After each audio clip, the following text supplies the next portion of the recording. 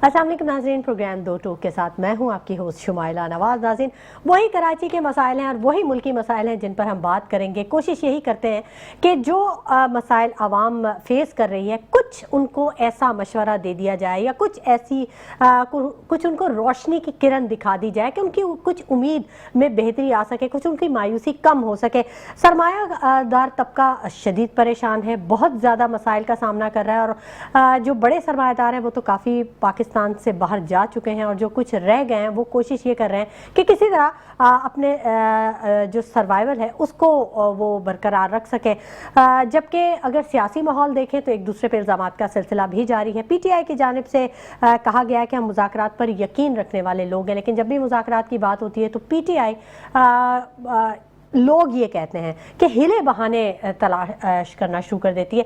ये भी एक चीज़ सामने आती है। दूसरी जानिब जो इमरान खान से मुलाकात का मामला है ये गंभीर सूरत हाल इख्तियार कर चुका है और रोज़ाना मुजाहरे हम देखने में आता है कि वहाँ पे अडियाला जेल के बाहर बहनें बैठी हुई हैं या PTI के अरकान बैठे हुए हैं और वो मुजाहरे कर रहे हैं और उनके साथ फिर टकराव की भी कैफियत होती है। तो ये तमाम आज के टॉपिक्स हैं जिन पर हम बात करेंगे और अच्छी बात यह है कि हमारे स्टूडियोज़ में दो सीनियर जो रहनुमा हैं वो यहाँ पर मौजूद हैं। मैं उनका तारुफ करवाऊंगी, किसी तारुफ के मोहताज नहीं है।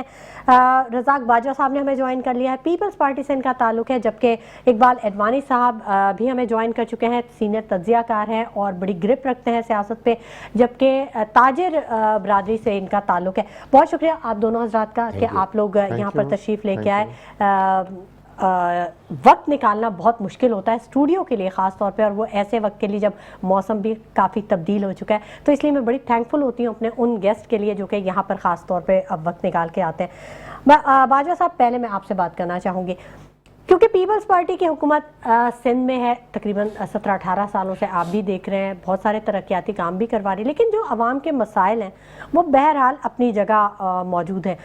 ताजिर बरादरी को बहुत ज़्यादा मसाइल का सामना करना पड़ रहा है। इन तरक्याती कामों के आगाज़ के बाद मसाइल उनके बढ़ गए हैं, तो कैसे देखते हैं आप कि कब तक जो सरमायादार तबका है या ताजिर बरादरी है वो इन मसाइल से निजात हासिल कर लेगी या कम से कम कुछ उनके लिए बेहतरी आ जाएगी? सिंध और कराची की बात करें। जी, बहुत शुक्रिया शुमाइला साहब, मैं आपका शुक्रगुजार हूँ कि आपने इज़्ज़त बख्शी हमें।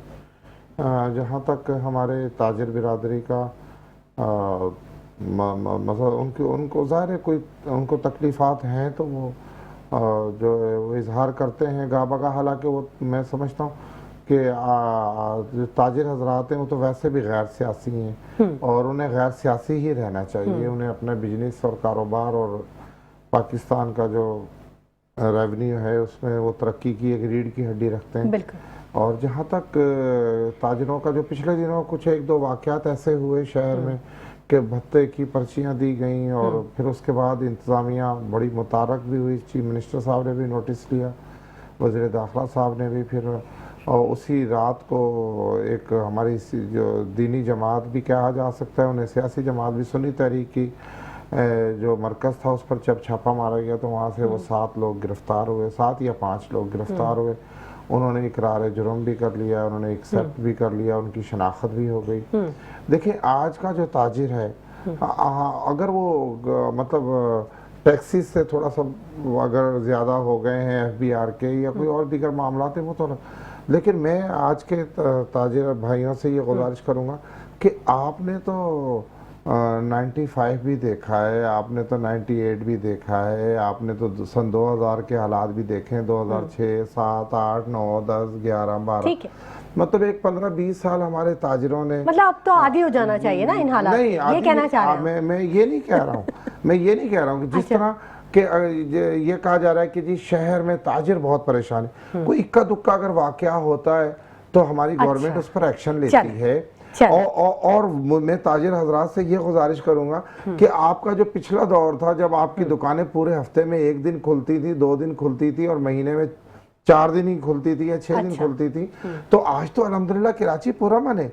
आज तो आपको भत्ता नहीं देना पड़ रहा, आज तो आपकी कोई दुकानें बंद नहीं करवा रहा, आज तो आप पर कोई आपको पैकेट गोलियों का नहीं भेज रहा है। आप तो बड़े सख्त हालात देख चुके हैं, आज के हालात उसका बहुत बेहतर है। मैं तो इकबाल साहब से बात कर लेते हैं ना। इकबाल साहब, आप खामोशी से बैठे हुए सुन रहे हैं, रज़ाक साहब की बात आपने सुनी। क्या अभी उन मसाइल का सामना नहीं है जिसके बारे में रज़ाक साहब ने कहा कि ना भत्ते की पर्चियां हैं, ना गोलियां लिपट के आ रही हैं और दुकानें भी सुबह से शाम तक खुली हुई हैं, बड़ा पुरअमन माहौल है। हकायक पे थोड़ी सी रोशनी डालेंगे। नहीं, देखें हालात तो ख़राब है, इसमें तो कोई दो राय नहीं है। भत्तों की पर्चियाँ भी आ रही हैं, लॉ एंड ऑर्डर भी मतलब बहुत बुरा है, ऐसी बात नहीं है। और मुझे लगता है बिजनेसमैन तकलीफ़ में तो है, इसमें तो कोई दो राय है नहीं, हर कोई जानता है। और इस तरह नहीं, सिर्फ भत्तों की पर्चियाँ, तो ये है कि वो तो कुछ लोग सामने आए कि हमको भत्ते की पर्ची आ रही है, लेकिन काफ़ी लोग ऐसे हैं जिनको पहले से भत्ते की पर्ची आ रही है, वो बयान नहीं करते क्योंकि हर किसी की इतनी अप्रोच नहीं है कि वो इतना जाके बात करें, या हर किसी के पास ऐसी सिक्योरिटी नहीं है।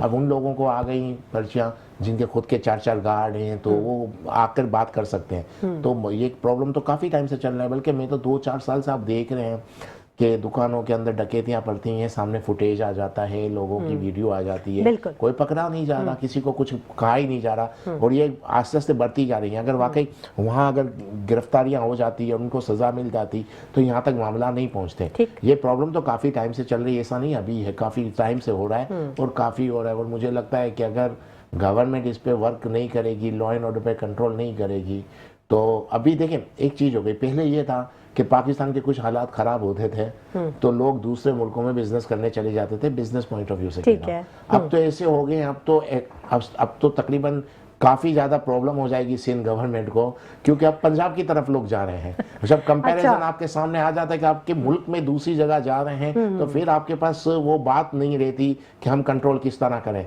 तो दूसरे सूबे कैसे कंट्रोल कर रहे हैं, खासकर पंजाब आधा पाकिस्तान है, तो आधे पाकिस्तान में कंट्रोल है, तो फिर आप लोगों के पास वो बात नहीं रहती। पहले तो ऐसा था कि पूरे मुल्क से माइग्रेट हो रहे थे, बिजनेसमैन बाहर जा रहे थे। अब आज की तारीख में बिजनेसमैन पंजाब भी जा रहे हैं, तो अब कैसे पीपल्स पार्टी इन चीज़ों को डिफेंड करेगी? ठीक है, ठीक है, बिल्कुल आपने दुरुस्त कहा कि बहुत सारी ऐसी चीज़ें हैं जिन पर बात करने की ज़रूरत है, क्योंकि जो हालात हैं वो हर वक्त ऐसा फील हो रहा है कि बदलते हुए नज़र आ रहे हैं। रज़ाक साहब, जो आपके जो सियासी माहौल को आप कैसे देखते हैं? जो हमारा दर्जा हरारत सियासी अचानक से बढ़ना शुरू हो जाता है, अचानक से खबरें आनी शुरू हो जाती हैं, रूमर्स भी होती हैं उसमें कुछ, और कुछ शायद हकायक पे मबनी वीडियोस भी होती हैं, तो क्या होने जा रहा है? क्या कोई तब्दीली की कहीं आवाज़ें हैं या ऐसे ही चलता रहेगा? देखिए शुमाली साहब, मैं पहले तो 10 सेकंड में अडवाणी साहब का ने अभी ये फरमाया कि लॉ एंड ऑर्डर की सूरत हाल बहुत ख़राब है। मैं अडवाणी साहब से मैं भी इसी शहर का वासी हूँ, मैं भी इसी शहर का बेटा हूँ, मेरा भी स्कूल, कॉलेज, यूनिवर्सिटी और अब आखिरी अपनी उम्र का हिस्सा गुजारा हूँ। मैंने तो कहीं लॉ एंड ऑर्डर का मसला नहीं देखा। अच्छा। बकाया जो जहाँ तक बात है, जो तकलीफ़ात हैं उनसे हम एग्री हैं। मैं खुद छोटी मोटी तिजारत करता हूँ, जो प्रॉब्लम है वो है, लेकिन आज के हालात को देखकर हम सब ताजिर हजरात समेत, मुझ समेत, हम सबको अल्लाह का शुक्र अदा करना चाहिए कि वो दौर इन्होंने जो देखा, जो खूनी दौर देखा, जो अपनी अपनी दुकानें हफ्ते में जो है 2 दिन खोलते थे और 7 दिन जो है ये बंद रहती थी, आज अल्लाह का शुक्र है ऐसा कुछ भी नहीं है। रहा जो छोटी मोटी तकलीफ़ात हैं वो आप ताजिर हजरात जो है शिकायत करते रहते हैं और उनकी गवर्नमेंट उनके प्रॉब्लम हल कर रही है, चीफ मिनिस्टर साहब। अब जहाँ तक रहा, अभी आपने ये फरमाया कि जो सियासी हालात, देखिए जी, सियासी हालात उस वक्त तक तब्दीली नहीं हो सकती जब तक इस्टेब्लिशमेंट नहीं चाहेगी। सीधी सी बात है इस मुल्क में। तो फिर सियासतदान क्या कर रहे हैं? नहीं, सियासतदान वो काम कर रहे हैं जितना वो कर सकते हैं। आपने बड़ी अजीब बात कर दी। अजीब बात नहीं की, मैंने हकाइक बयान किए हैं। नहीं, हकाइक तो आपने खतरनाक हकाइक है, तो फिर सियासतदानों का वजूद ही खत्म हो गया ना। नहीं, सियासतदानों का वजूद है या नहीं है वो मैं आपके सामने, सियासतदान ही हुकूमत कर रहे हैं। लेकिन इस मुल्क में इस वक्त जो सियासी सूरत हाल है, कोई माने या ना माने, मैं गलत कह रहा हूँ हो सकता है मुझसे, लेकिन मैं ये समझता हूँ कि ये हुकूमत अपने 5 साल पूरे करेगी इंशाल्लाह। क्योंकि ये इस हुकूमत की जो पुश्त पर और इसकी कमर पर और इसकी जो छड़ी जो है उसके साथ पाकिस्तान की एस्टेब्लिशमेंट साथ खड़ी हुई हो। एक पीपल्स पार्टी भी तो खड़ी हुई है। नहीं, हम सब खड़े हैं। मैं कब इनकारी कर रहा हूँ कि पीपल्स पार्टी नहीं खड़ी। मतलब बड़े आप जो इतना मुस्कुरा रहे हैं, मैंने तो सवाल किया है कि अगर सियासत में सियासतदान ही नहीं काम कर रहा तो फिर सियासतदान की जरूरत कैसे रही? देखिए, भाईजान ने बात कह दी तो फिर इसका मतलब ये हुआ कि पीटीआई फिर सही कहती है कि मुझे मुज़ाकरात करने तो सिर्फ एस्टेब्लिशमेंट हम से भी करने यही कहते हैं, करें करें, तो फिर कहीं तो करें, तो उनसे भी नहीं वो अच्छा, करते तो ना हमसे करते। चलो वो बात अपनी मकसद मुकम्मल कर लें। फिर कहने का है कि हम लोग जब सियासतदान सब यही कहते हैं हाँ। कि एक सियासी पार्टी है, इसको हमसे बात करनी चाहिए, हम ऐसी पार्टी के बारे में क्या बात करें जो हर वक्त कहती है मुझे एस्टेब्लिशमेंट से बात करनी है। तो जब आप एक सियासतदान और एक सियासी पार्टी ये कहेगी कि जो भी चेंजिंग आएगी सियासत में, जो भी कुछ हो रहा है वो एस्टेब्लिशमेंट चला रही है, तो फिर आप अपने आप को यानी इस तरह कर रहे हैं कि आपको फिर हट जाना पड़े, यानी गवर्नमेंट छोड़ देनी चाहिए। ये आपने अपने ऊपर एक बहुत बड़ा ब्लेम ले लिया है कि सब एस्टेब्लिशमेंट चला रही है। तो जब आप एक्सेप्ट कर रहे हो, एडमिट कर रहे हो कि आज का जो भी माहौल है, सियासी माहौल जिसको भी चलाया जा रहा है वो एस्टेब्लिशमेंट चला रही है। नहीं, मैंने ये नहीं कहा कि एस्टेब्लिशमेंट चले, चला ठीक है, रही है, हम ठीक, चला हाँ। सियासतदान ही नहीं, रहे, नहीं, नहीं। एस्टेब्लिशमेंट की हमें पूरी सपोर्ट सपोर्ट है। अच्छा चल आपने जी जी ये कहा गया एडवांस ना कि सियासत में कुछ भी तब्दीली लानी है तो किस तरह होगी। ये तो हकीकत मैंने कहा है, हाँ, तो ये कड़वा सच है। ठीक है, चले वो उनकी बात मुकम्मल हो जाए ना, मुकम्मल कर लेना बात हो। यही तो कह रहा जी हूँ, जब एडवानी आप साहब। हर चीज एस्टेब्लिशमेंट पे ऊपर डाल रहे हैं हाँ। तो फिर आप गवर्नमेंट करने के मतलब किस तरह कर रहे हैं आपको फिर, मतलब मुझे लगता है आप जरा जज्बाती होकर वो बात कर गए जो जिसका आप नहीं डिफेंड कर पाएंगे, ये रियलिटी है। अब मैं आता हूँ, आप कोई और सवाल करें। जी जी, मैं बिल्कुल आपसे बात करूंगी, लेकिन अच्छी बात यह है कि सीनियर रहनुमा MKM महफूज यार खान साहब ने भी हमें ज्वाइन कर लिया, उनसे भी बात कर लेते हैं, उनको खुश आमदीद कहेंगे। अस्सलाम वालेकुम महफूज यार खान साहब। वालेकुम अस्सलाम, क्या हाल है आपके? खैर खैरियत से हैं? अल्हम्दुलिल्लाह महफूज यार खान साहब बिल्कुल ठीक ठाक है, इन हालात में भी जी रहे हैं, खुश खुर्रम है, बड़े हौसले के साथ, बड़ी उम्मीद के साथ। पूरी हमारी जो कराची की आवाम है ना, ये उनका यही जुमला होता है, जब भी आप उनसे खैरियत पूछे बोलेंगे अल्हम्दुलिल्लाह बिल्कुल ठीक ठाक है। आप उनके हौसले की दाद दें महफूज यार खान साहब। जी रहे हैं, इन्हीं खुले ढक्कनों में जी रहे हैं। अच्छा, फूटी क्योंकि रोडों पे जी रहे हैं। आपका ताल्लुक MKM से है और MKM पे अभी ही सवाल उठ गया कि आपके दौरे हुकूमत में काफ़ी मसाइल का सामना करना पड़ा, और दूसरी एक और अहम बात कि आपके दौर में कराची ने तरक्की भी बहुत की, बड़ी रोशनियां भी नज़र आई, बड़े प्लान्स भी नज़र आए। क्या वजह है कि आप अभी भी हुकूमत में तो मौजूद हैं लेकिन वो कारकर्दगी नजर नहीं आ रही जो आनी चाहिए? देखिए, मसला ये कारकर्दगी तो जब भी होती है ना, जब आपका कारकुन जो है वो मुस्तैदी के साथ काम कर रहा हो। जिस वक्त MKM बनी थी उस वक्त उसका जो कारकुन था वो 20 साल से ऊपर और 30 साल के दरमियान में था। ठीक है, जैसे फारूक सत्तार भाई हुए या मुस्तफा कमाल हुए या जो MNAs MPs यूथ थी। यूथ थी। ठीक है। अब वो यूथ जो है वो हो गई है मोर देन 50 इयर्स। अच्छा, तो आज की जो यूथ है वो कहीं और चली गई है, वो आपके साथ नहीं है? गई नहीं है, हमारे यहाँ पे यूथ विंग है। अच्छा। लेकिन कराची यूनिवर्सिटी में भी लोग काम कर रहे हैं। अच्छा। और लेकिन IT के जमाने में और AI के जमाने में जी। अब आपको वो कारकुन बड़ी मुश्किल से मिल रहा है जो सीढ़ी लगा के खंबे पे खड़ा होकर बैनर बांधता था। अब तो बैनर्स की मुझे लगता है जरूरत भी नहीं होती है, अब तो एक व्हाट्सएप मैसेज जो है वो पता नहीं कहां से कहां पहुंच जाता है। हाँ, करने वाले करते हैं, लेकिन टेक्नोलॉजी का फायदा उठाए ना सर जी आप। अब बैनर कौन लगाता है? बैनर तो लगाना भी नहीं चाहिए, वो बाद में वो चीतड़ों की शक्ल में नजर आता है। देखती नहीं है जो जमात बैनर लगाती है उसको आप देखती नहीं है। जी। हर पुल पे, हर चौराहे पे लटक रहे होते हैं।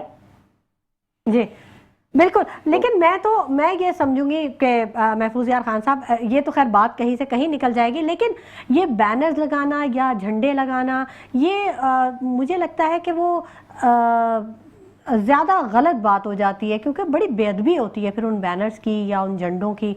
मुझे ये चीज़ें पर्सनली मुझे ये चीज़ें नहीं समझ में आती। कुछ ऐसा काम करे कि जो उसके बेनिफिट्स फ्यूचर में नजर आए ना, फ्यूचरिस्टिक काम करे, कुछ यूं समझें आप। दरख्त लगा लें, गंदगी उठा लें। ये जो हम बच्चों को IT की ट्रेनिंग्स करा रहे हैं, मुख्तलिफ कोर्सेज करा रहे हैं, ये कल यही हमारे जब कारकुन बनेंगे तो ये AI पे और IT में अपने पैगामात के जरिए, अपनी वेस्ट के जरिए हमारे कामों को आगे बढ़ाएंगे। अच्छा महफूज यार खान साहब, ये जरा जरूर बात कीजिएगा, आज का जो ताजिर है, जो सरमायादार है, वो बड़ा परेशान है। हालांकि स्टॉक मार्केट तो कहाँ से कहाँ निकल रही है। हुकूमत हमेशा ये दावा करती है कि पाकिस्तान बहुत ज़्यादा तेज़ी से तरक्की कर रहा है और आइंदा आने वाले सालों में शायद पहले नंबर पे आ जाएगा, सबको पीछे छोड़ देगा। तो क्या वजह है कि आवाम मुतमईन नहीं है? देखिए, आवाम तो इसलिए मुतमईन नहीं है कि हमारे जो वसाइल हैं उनमें अगर हम एक वक्त का खाना खा सकते हैं तो दूसरे वक्त की फिक्र है। रोजगार के जराए महदूद हैं और आम आदमी जो है वो जो तनख्वाह, उसका एवरेज जो सैलरी है वो 25 से और 50,000 के दरमियान है।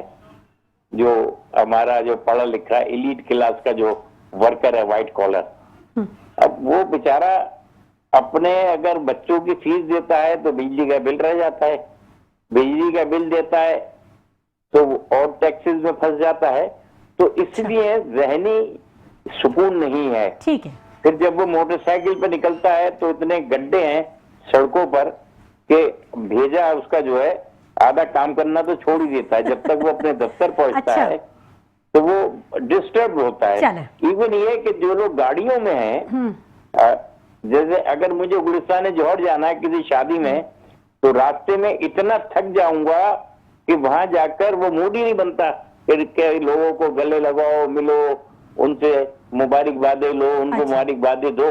तो ये जब आलम हो शहर का, तो उसमें जब तक ये हमारी सड़कों की तामीर और तरक्की नहीं हो जाती है, जैसे हम रोजाना सुनते हैं कि बस 6 महीने में ये काम हो जाएगा और अगले 6 महीने में ये हो जाएगा, तो अगर आपके नक्ल हमल के जो जराए हैं, रोड्स, वो अगर बेहतर हो जाते हैं तो वो भी एक ज़हनी सुकून का बायस होते हैं। चले, ठीक है। महफूज यार खान साहब, बिल्कुल आप हमारे साथ ही रहिएगा, आपसे मजीद भी बात करेंगे। मैं इकबाल अडवाणी साहब से पूछना चाहूँगी। इकबाल साहब, ये जो लेम एक्सक्यूजेज है ना, इनको ख़त्म हो जाना चाहिए। देखिए, समझ में नहीं आता मैं क्या बात करूं। अभी भाईजान ने कहा कि हमारी जो उस वक्त की यूथ थी वो अब बड़ी एज के हो गए हैं और तो नई यूथ हमारे साथ ज्वाइन नहीं है। ये मकसद यही हुआ ना कि आज की यूथ इनके साथ नहीं है, तो ये खुद एडमिट कर रहे हैं कि हम लोग नाकाम हो गए। तो इसका मतलब है वो कामयाब है जिन्हें लोग मम्मी पापा डैडी कहते थे, बर्गर कहते थे, वो कामयाब है। देखिए, कामयाब तो वो बात नहीं है, कामयाबी तो खैर नजर आनी चाहिए ग्राउंड पे। मैं ये नहीं कह रहा कामयाब को होने के कामयाब को नहीं है, उस बात पे नहीं कर रहा। मैं तो ये खुद कह रहा हूँ कि ये खुद एडमिट कर रहे हैं कि हम नाकाम हो गए, हमारे साथ यूथ जुड़ी हुई नहीं है। जब आपके साथ यूथ जुड़ी हुई नहीं है तो आपने कुछ नहीं, मैं आपकी तस्दीक कर दूं, मैंने कहीं नहीं कहा कि हम नाकाम हो गए। मैंने मैंने ये एक सेकंड में, ठीक है महफूज यार खान साहब, आपके टाइम पे जरूर मैं आपको वक्त दूंगी जवाब देने का। अडवाणी साहब को बात मुकम्मल करना है। आपने एक सवाल किया, नहीं गलत में इंटरप्रिटेशन कर रहे हैं ना। नहीं मैंने टोका। इकबाल साहब, आप जवाब अपना कंप्लीट करें। ये तो रिकॉर्ड पे बात आ गई। उन्होंने खुद कहा कि हमारे जो उस वक्त की यूथ थी वो अभी 50 और 55 पे हो गई है और आज की यूथ हमारे पास वो नहीं है जो काम करती हो या कम करके दे, मतलब जुड़ी हुई नहीं है। मकसद ये ना, जुड़ी हुई होगी तो काम करेगी।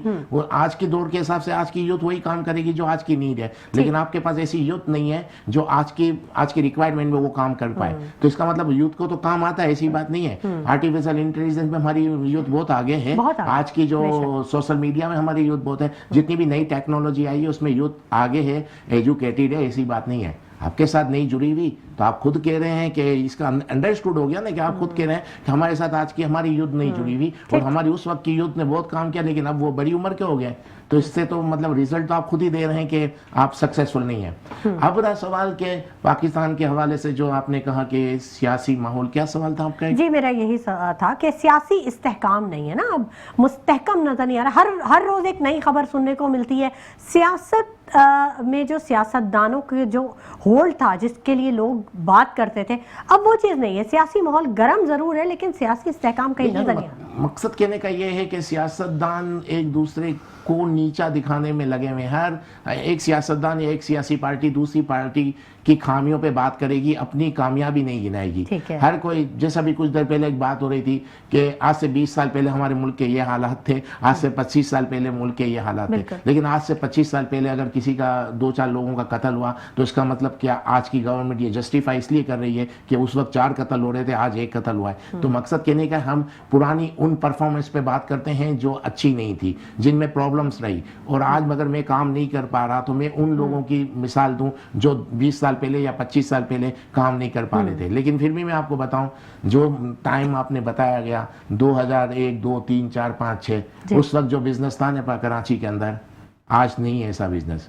इतना बिजनेस अच्छा माहौल था, आप अगर स्टडी कर लें 2003, 4, 5, 6, 7, 8 लोगों ने सही मायनों में, अगर मुझे लगता है आज जितने भी बड़े बड़े लोग फाइनेंशियली बहुत स्ट्रांग नज़र आते हैं, उसी दौर में पैसा कमाया, ऐसी बात नहीं है। उस वक्त काफ़ी चीज़ अच्छी थी, लेकिन अब हम चंद खामियां जो 20 साल पहले या 25 साल पहले जो रही हों किसी भी चीज़ के हवाले से, लॉ एंड ऑर्डर के हवाले से या किसी भी सूरत में, हम उसको अगर बताएं कि 25 साल पहले ये था और आज हमारे पास ये है, तो मकसद कहने का है कि आज को आप लोगों को भी 15-15, 20-20 साल से गवर्नमेंट में हो गया है। आप लोगों को कितना टाइम चाहिए? 2000 से लेकर एमक्यूएम के हवाले से मैं कहूँ 2000 से लेकर 2025 तक वफाक में तो यही रहे हैं ना, आज भी हैं, 25-30 साल से हैं। भाईजान की गवर्नमेंट भी आप देखें 2008 से लेकर 2025 तक यही लोग हैं। तो कितना टाइम इनको चाहिए और कितना टाइम इनको मिला है, इस टाइम में इनकी परफॉर्मेंस क्या है, इनको वो बताना चाहिए। ये उस दौर की बातें करेंगे जिस दौर में अच्छे हालात नहीं थे, उससे कंपेयर करेंगे तो इतना टाइम किसको मिला है? ठीक है, रज़ाक साहब आप जवाब देना चाहेंगे? नहीं, मैं तो यही कहूँगा कि आज के हालात पिछले हालात से बहुत बेहतर हैं, अल्हम्दुलिल्लाह। ठीक है, अभी ये तो सियासी इस्तेकाम जो नहीं आ पाया, जो पिछले जो 18 से लेकर 21-22 तक जो सूरत हाल थी आपके सामने थी, कि वो एक ना 3-3.5 साल की जो गवर्नमेंट, तकरीबन 4 साल ही वो लगा लें आप, कि ना तजर्बेकार लोगों के हवाले मुल्क कर दिया गया था, जो बड़े बड़े झूठे दावे कर आए थे कि हम यहाँ पर यूनिवर्सिटियाँ बनाएंगे, स्कूल्स बनाएंगे, कॉलेज बनाएंगे, रोज़गार ऐसा होगा कि लोग बाहर से आएंगे। वो सारी बातें उनकी झूठी साबित हुई।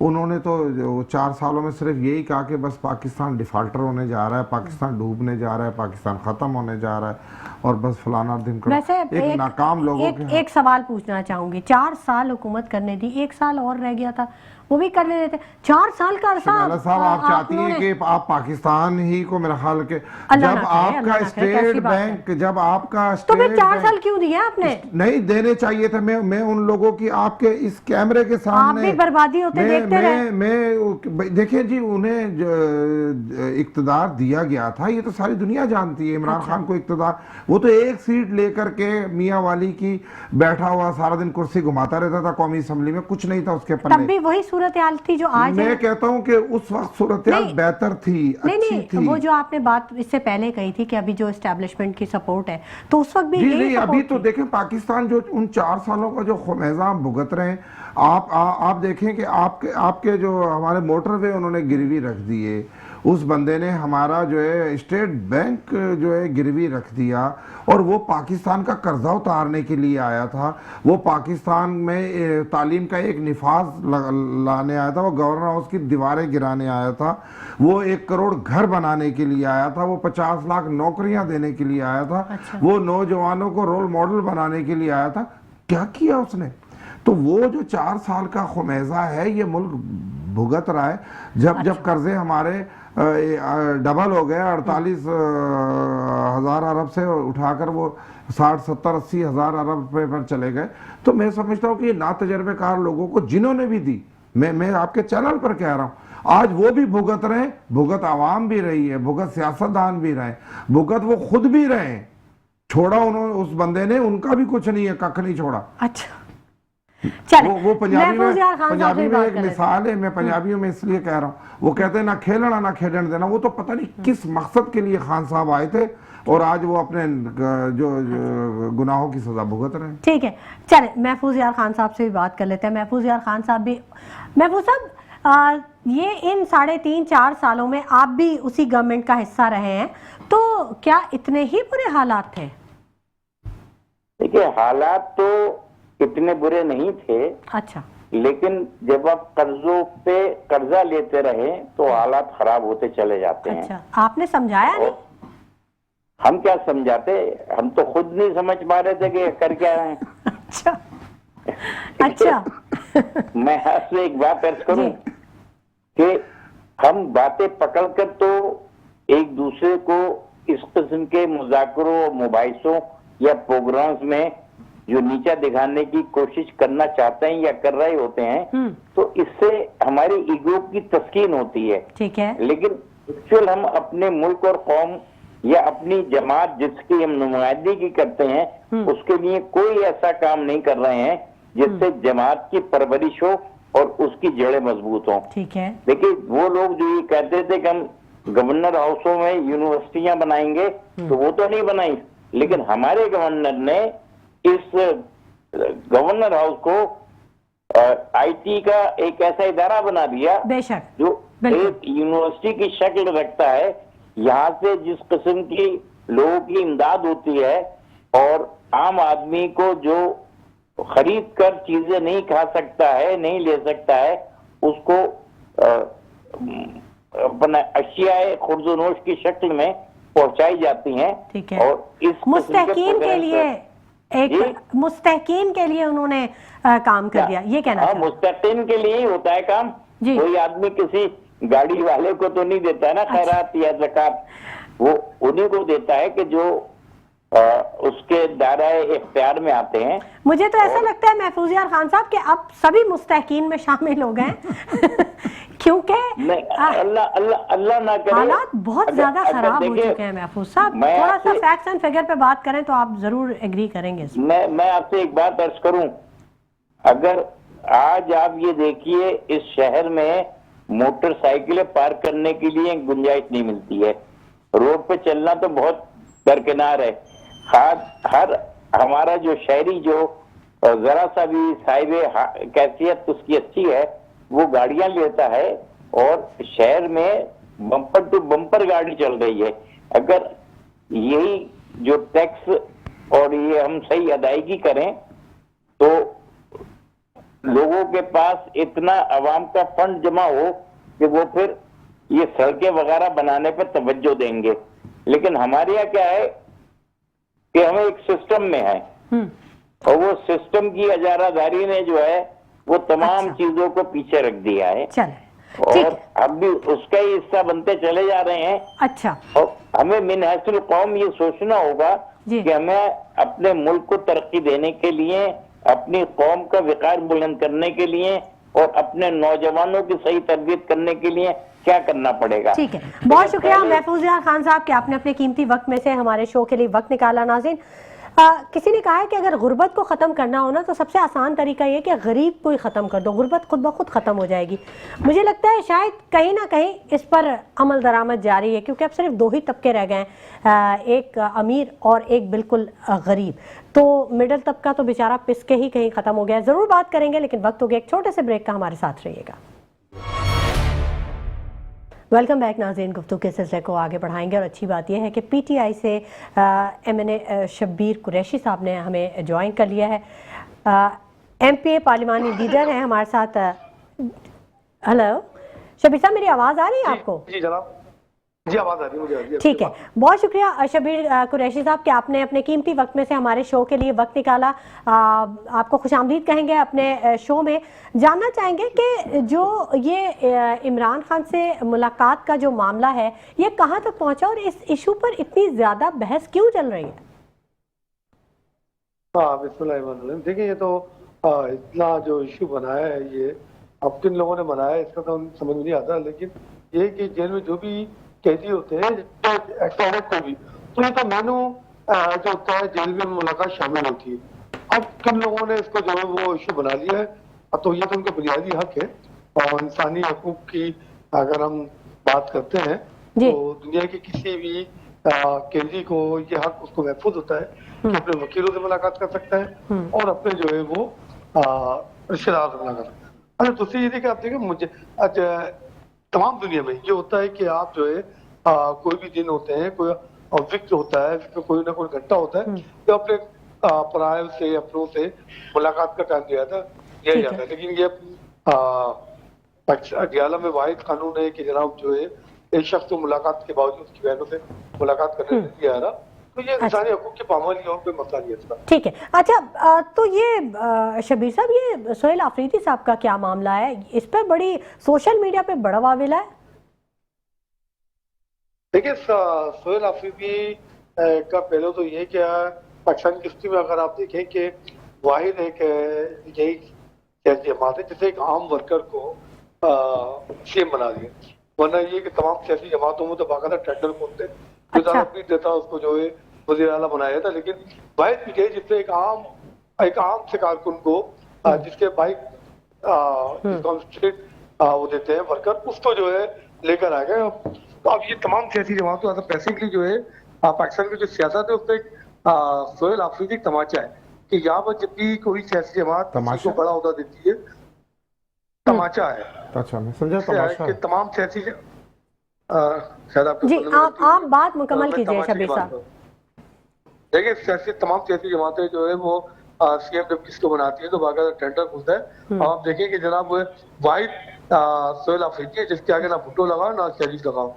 पंजाब में नवाज शरीफ फैमिली के अलावा किसी को सीएम लाने को तैयार नहीं होता, अपनी फैमिली से बाहर नहीं निकालता। पीपल्स पार्टी अपने शाह के इन वडेरों के अलावा किसी कारकुन को आज तक किसी वजीर आला नहीं बनाया। वाहिद पाकिस्तान में तहरीक इंसाफ है जिसे एक आम वर्कर को इतनी बड़ी जिम्मेदारी दी है, और ये एक फर्क है जो इस फर्क को खत्म करने के तमाम सियासी जमातों का अपना कल्चर खत्म हो रहा है। उनके भी जो उनके वर्कर हैं अब वो उसी जदोजहद वही नारे लगाना शुरू कर दिए कि जना जब पीटीआई में एक वर्कर को सीएम बनाया जा सकता है तो हमारी पार्टी में क्यों नहीं बनाया जाता। तो उस कल्चर की वजह से जो है ना वो सोहेल आफरीदी के खिलाफ तमाम सियासी जमातें लगती हैं। अच्छा। कि इसकी मौजूदगी उनके अपने कल्चर पर उनके अपने वर्कर जो उनके जो सियासी वर्कर है वो उनसे सवाल करना शुरू हो गए। अच्छा। कि जनाब जब एक गरीब आदमी को पीटीआई वज़ीर आला बना सकती है तो पीपल्स पार्टी नून लीग एक आम सियासी वर्कर को वज़ीर आला क्यों नहीं अच्छा, अच्छा, ठीक है। शबीर कुरैशी साहब, आप हमारे साथ ही रहिएगा क्योंकि हमारे साथ स्टूडियोज में पीपल्स पार्टी से भी मौजूद हैं और तज्जियाकार भी मौजूद हैं, तो उनसे भी बात कर लेते हैं, आपका सवाल का जवाब ले लेते हैं। बताइएगा रज़ाक बाजवा साहब, आप कुछ कहना चाह रहे थे। जी, मेरा सवाल जो है वो शबीर कुरैशी साहब से, मैं इनसे ये पूछना चाह रहा हूँ कि क्या जब बुज़दार को चीफ मिनिस्टर पंजाब लगाया था वो भी एक रोल मॉडल था, वो भी कोई पार्टी का कारकुन था? फिर जब आपने चौधरी परवेज़ इलाही को चीफ मिनिस्टर बनाया, क्या वो भी पार्टी का कोई रोल मॉडल था, कोई कारकुन था? तो आज जो देखें आप, तहरीक इंसाफ में ये क्राइटेरिया नहीं है कि सियासी कारकुन या मेरिट पर या काबिल, नहीं, वहाँ पर वो किस कदर मतलब वो खिदमतगार है, उसकी कितनी वाबस्तगी है, वो किस कदर ज़्यादा गालम गलोच कर सकता है, वो किस कदर मतलब बदतमीज़ी बद इखलाकी का, ये क्योंकि मैं जानता हूँ तहरीक इंसाफ को, जितना मैंने करीब से तहरीक इंसाफ को देखा है, मैं बहुत अच्छी तरह से, तो यहाँ वो क्राइटेरिया ये क्राइटेरिया नहीं है जो शबीर कुरैशी साहब कह रहे हैं। अच्छा, ठीक है, ये कह रहे हैं, बिल्कुल हम मान लेते हैं इनकी बात, लेकिन ये भी तस्लीम कर रहे होंगे कि इनके ये क्राइटेरिया नहीं है। या ये आप देख रहे हैं दो चीफ मिनिस्टर लाए। मौसम का नाम आप बता देंगे मैडम साहब? ये रज़ाक बाजवा साहब है हमारे साथ, जो पहले आपके साथ ही मतलब आपकी पार्टी में थे, आपके साथ होते थे, आजकल ये पीपल्स पार्टी के साथ। मैं नाम इनका अगर मुझे प्रधान रज़ाक बाजवा साहब, रज़ाक बाजवा साहब मेरे साथ पार्टी थे कभी नौतमा के जमाने में, तो मुझे मालूम है क्या कल्चर है। और अगर बोसदार को लेकर आए थे, देखिए बोसदार को लाने का मकसद ये था कि जनूबी पंजाब से आज तक किसी ने वज़ीर आला बनाने की कोशिश नहीं की थी। हमने वहाँ एक रवायत तब्दील की थी। हमने जो है किसी दौर तमाशा, अगर आप हमारी मुझे असलियत सारी हर पार्टी की असलियत मालूम है, मैं खुद इस पार्टी में रहा हूँ, मुझे भी सब मालूम है। अब इतने ना बड़ा पाकिज़ी है दामाद के अकायद को हमें सब अकायद मालूम है, सारी पाकिज़ी है। अब ये जो है दामाद के गालियां बकना वो, तो जनाब ये हमें मालूम है कौन लोग कितनी गालियां बकते थे। अब इन गालियों में बात ना करें ना।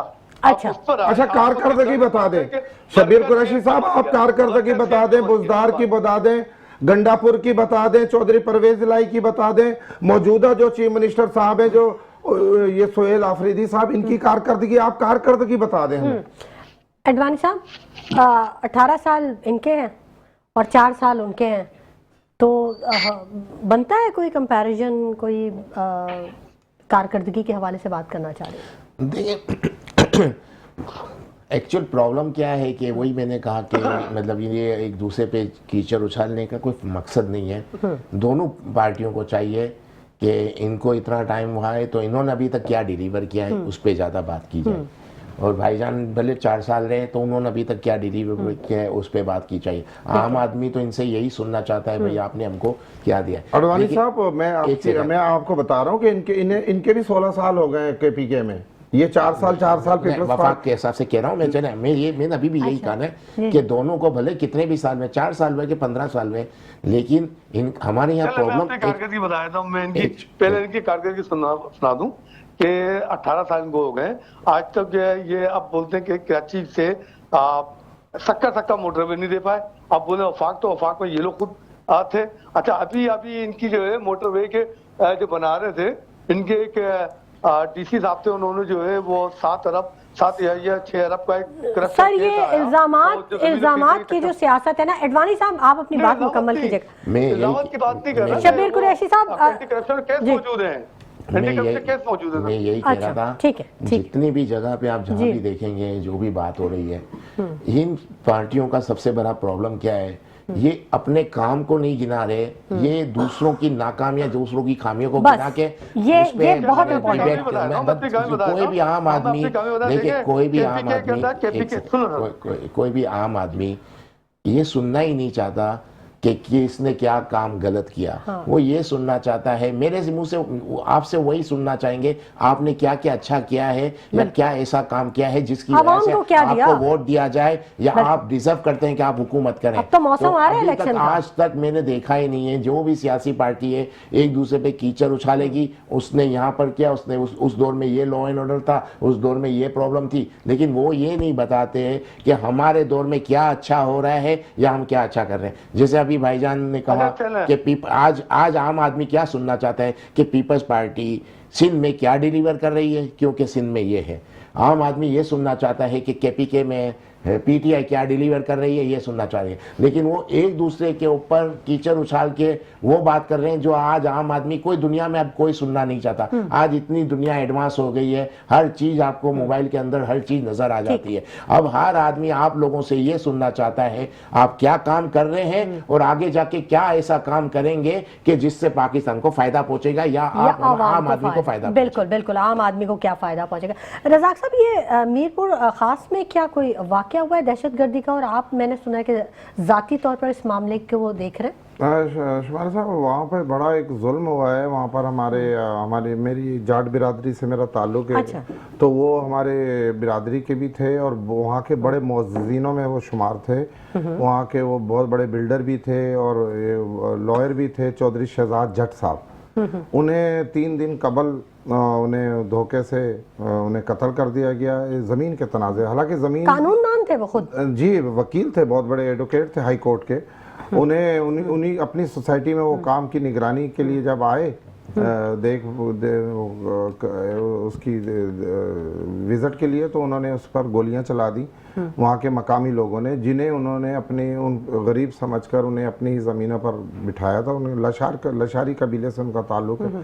तो वहाँ की, क्योंकि मीरपुर ख़ास में बहुत बड़ी तादाद में पंजाबी कम्युनिटी और ये जो जाट बिरादरी वहाँ रिहाइश पजीर है, तो वहाँ बड़ी तशवीश पाई जा रही है। लोग बड़ा गम और दहशतगर्दी के वाकयात तो पूरे पाकिस्तान में, मतलब कोई नहीं, वो जगह, ये मैं कोई समझता इलाका हूँ बचा नहीं है। जी, बिल्कुल ऐसा ही है, आपकी बात दुरुस्त है। लेकिन ये जो वहाँ पर हुआ है, ये ज़ाती तौर पे जराइम पेशा लोगों ने उनकी ज़मीन हथियाने के लिए उन्हें कत्ल किया, जिससे वहाँ की जो, हालांकि मीरपुर खास बड़ा पुरअमन शहर है, बड़ा खूबसूरत शहर है। वहाँ कभी पुरअमन तो कराची भी है। जी, तो खैर जो कराची की तो बात अलग है, ये तो एक इंटरनेशनल बड़ा शहर है। मीरपुर खास तो एक छोटा सा शहर है कराची के हवाले से। तो वहाँ की जो बिरादरीज हैं वो बड़ी आपस में प्यार मोहब्बत से रहती थी। वहाँ सूरत हाल बहुत ख़राब है। तो मैं आपके चैनल के तवज्जो से गुजारिश करता हूँ चीफ मिनिस्टर साहब से, आईजी सिंध से और डीजी रेंजर से कि उनके कातिलों को फिलफौर गिरफ्तार किया जाए और वहाँ की जो मीरपुर खास की जो अमन और अमान की सूरत हाल है उसे बेहतर किया जाए। बिल्कुल बिल्कुल ऐसा होना चाहिए।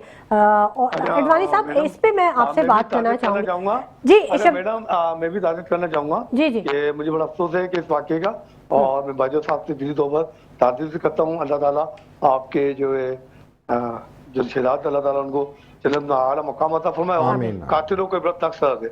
अच्छा, ठीक। कातिलों को इबरतनाक सजा दे ठीक। और ये कत्ल का जो रवायत है अल्लाह ताला इससे हमें निजात ठीक दिलाए। ठीक है, Thank you. वक्त अब कुछ कम रह गया है। एडवानी साहब, मैं इस पर आपसे ज़रूर बात करना चाहूँगी। ये जो दहशतगर्दी के वाक़यात हैं, हम कभी कभी भी देखते हैं, हर रोज़ एक नया वाक़या कहीं ना कहीं किसी इलाके में। अब मीरपुर ख़ास का तो बताया है कि जी बड़ा पुरअमन एरिया है, बड़ा पुरअमन इलाका। अब आप ये देखें, कराची में सुराबकोट पे भी 2 दिन पहले ये वाक़या हुआ है जिसमें एक माँ अपने 3 बच्चों को, उसने खुद भी खुदकुशी कर ली, वो हैंग कर लिया अपने आप को। तो क्या फ्रस्ट्रेशन बढ़ गई है, क्या मामला क्या है मुआशरे में, क्यों इस तरह के वाक़यात यके बाद दीगरे सुनाई दे रहे हैं? देखिए, 2 चीज़ आपने 2 सवाल कर दिए अलग अलग। एक दहशतगर्दी का एक अलग मसला है और दूसरा जो सुसाइड वगैरह होती है। देखिए, पाकिस्तान के जो हालात हैं, जिस तरह के, इस हिसाब से लोग सुसाइड कर रहे हैं, कोई अपने बच्चों को नहीं खिला पा रहा, और आप समझें कि एक तरह से उसके ऊपर प्रेशर आ जाता है मेंटली, यानी बिल्कुल यानी कंट्रोल नहीं रहता, जिसकी वजह से जो हालात हमारे यहाँ चल रहे हैं, 2 वक्त की रोटी नहीं मिल रही, तो इलाज के लिए पैसा नहीं है, कुछ भी नहीं है उसके पास, तो लोग हिम्मत हार जाते हैं और सुसाइड कर जाते हैं। ये तो एक अलग चीज़ है जो हमारे साथ चल रही ठीक है। है। दूसरी जो चीज़ आपने कहा दहशतगर्दी के हवाले, देखिए प्रॉब्लम क्या है, प्रॉब्लम एक ही है, जब तक वो सॉल्व नहीं होगी तो ये दहशतगर्दी कभी ख़त्म नहीं होगी। हमारे यहाँ क्या है कि जो पकड़ा जाता है, अव्वल तो पकड़ा नहीं जाता, किसी को भी पकड़ा नहीं जाता है, और पकड़ा जाता है तो वो छूट जाता है। जब तक हम सज़ा नहीं देंगे जो भी, तो ये प्रॉब्लम कभी सॉल्व नहीं होगी। हमारे यहाँ सज़ा नहीं दी जाती। लोगों को पता है मैं कत्ल भी कर लूँ तो मैं इस मुल्क के अंदर आज़ादी से छूट जाऊँगा, मुझे कोई कुछ नहीं कर सकता, मुझे कुछ पैसे यूज़ करने पड़ेंगे। तो वजह यही है, जब तक हम सज़ा नहीं देंगे, सज़ा वाली चीज़ें इम्प्लीमेंट नहीं कर पाएंगे, ये प्रॉब्लम कभी सॉल्व ही नहीं होगी। और जिस दिन आपने सज़ा देना शुरू कर दिया, हमारी कोर्ट ने इंसाफ करना शुरू कर दिया, सज़ा देना शुरू कर दिया, पुलिस ने सही तरह से केस बनाया, बार बार पुलिस पकड़ती है तो केस इतना कमज़ोर बनता है कि छूट जाते हैं अदालत से। अदालत ने सही तरह से इंसाफ करना शुरू कर दिया, लोगों को सज़ा मिलनी शुरू हुई, पुलिस ने अपना काम किया, अदालतों ने अपना काम किया, तो ये जराम खुद ब खुद खत्म हो जाएंगे। अदरवाइज कोई हल ठीक नहीं है है। इसका। लास्ट कमेंट आपसे भी लेना मैं चाहूंगी। शवाला साहब कहूँगा, जल्दी बिल्कुल से। इकबाल अडवाणी साहब ने बिल्कुल ठीक दुरुस्त फरमाया कि जब सजा तो सजा, हम जजा भी नहीं, हम इनाम भी नहीं देते किसी को अच्छे काम का, बुरे की सजा नहीं देते, अच्छे का कोई इनाम नहीं देते। तो ये मेरे रब का और हमारा इस्लामी कानून भी है कि सजा और जजा, अगर कोई अच्छा काम किया जाए तो उसे अप्रिशिएट किया जाए, और अगर वो गलत काम करे तो उसे सजा। ये मेरे रब का कानून है। बिल्कुल ठीक कहा। शबीर कुरैशी साहब, आपसे भी लास्ट कमेंट लेना चाहूंगे। लेकिन जो सजा का कानून होना चाहिए, और हमारे माशरे में हम जो है जितने बेरारवी और के शिकार होते जा रहे हैं, और ख़ासतौर पर जो है लुटम लाठी और कत्ल गारगी, हमें जो है बर्दाश्त का मादा अपनाना होगा। कि जो मेरे मीरपुर खास में जो वाक़या हुआ कि एहसान फरामोशी जो वाक़या उन्होंने बताया, तो वो दिल खराश एक वाक़या है। तो इसी तरह हमें अदम जो तशद्दुद का रास्ता इख्तियार करना होगा, हमें जो है मिलजुल कर ये पाकिस्तान की बका के लिए काम करना होगा। हम समझते हैं कि तमाम जो दहशतगर्दी का मुकाबला जो है वो कोई एक नहीं कर सकता, उसमें हम सबको जो है मिलजुल के काम करना पड़ेगा। ठीक है, बहुत शुक्रिया शबीर कुरैशी साहब कि आपने अपने कीमती वक्त में से हमारे शो के लिए वक्त निकाला। बहुत शुक्रिया महफूज यार खान साहब, आपका बहुत शुक्रिया। रज़ाक बाजवा साहब, आपकी तशरीफ आवरी के लिए बहुत शुक्रिया। इकबाल अडवाणी साहब, आपकी तशरीफ आवरी के लिए। नाज़रीन, अब इल्ज़ामात की सियासत से हमें बाहर निकलना होगा। अब इल्ज़ामात की सियासत फेल हो चुकी है, आवाम बहुत बाशऊर है, सोचिएगा ज़रूर। इसी के साथ शुमाइला नवाज़ को इजाज़त दीजिए। अपना बहुत ख्याल रखिएगा। अल्लाह निगहबान।